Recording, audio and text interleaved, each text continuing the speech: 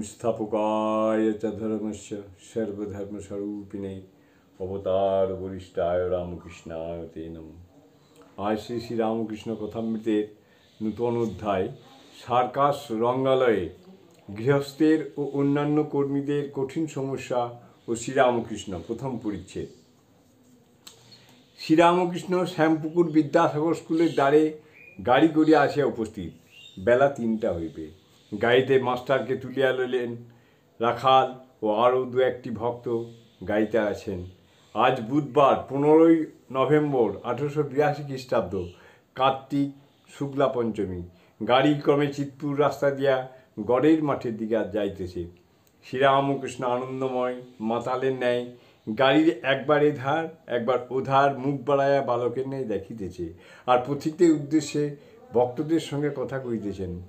মাস্টারকে বলতেছেন, দেখো সব লোক দেখছি নিম্ন দৃষ্টি, পেটের জন্য সব যাচ্ছে, ঈশ্বরের দিকে দৃষ্টি নাই। শ্রীরামকৃষ্ণ আজ গড়ের মাঠে উইলসনের সার্কাস দেখিতে যাইতেছেন। মাঠে পৌঁছিয়া টিকিট কেনা হইল 8 আনার, অর্থাৎ শেষ শ্রেণীর টিকিট। ভক্তেরা ঠাকুরকে লইয়া উচ্চ স্থানে লইয়া এক বেঞ্চের উপরে বসিলেন।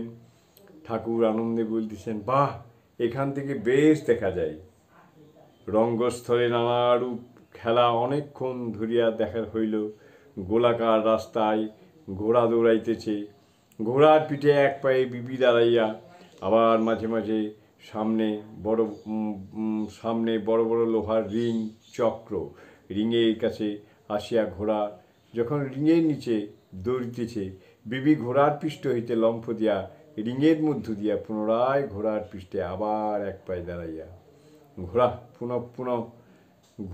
পুনঃ পুনঃ বনমন করিয়া ওই গোলাকার পথ দৌড়াইতে লাগিল।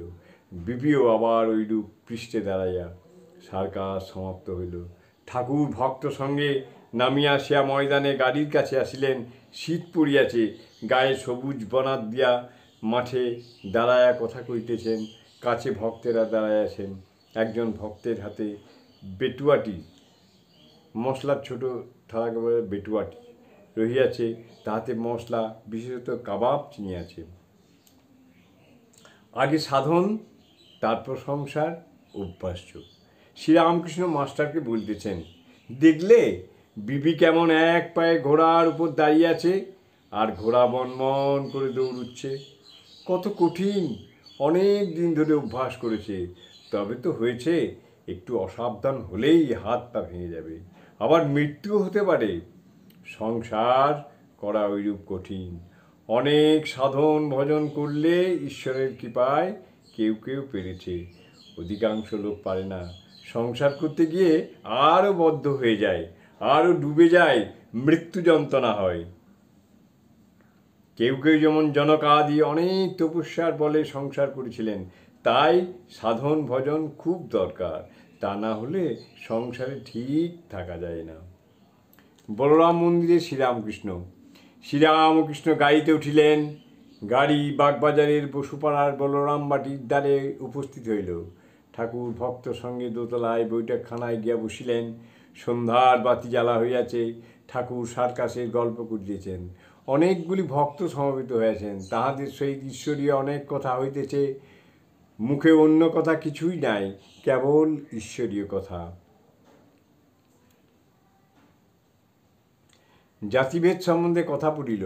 ঠাকুর বলিলেন, এক উপায়ে জাতিভেদ উঠে যেতে পারে, সে উপায় ভক্তি। ভক্তের জাত নাই, ভক্তের কোনো জাতি নাই।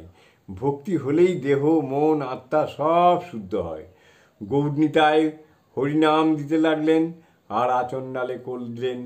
ভক্তি না থাকলে ব্রাহ্মণ নয়। ভক্তি যদি না থাকে ব্রাহ্মণই নয়। ভক্তি থাকলে চণ্ডাল নয়।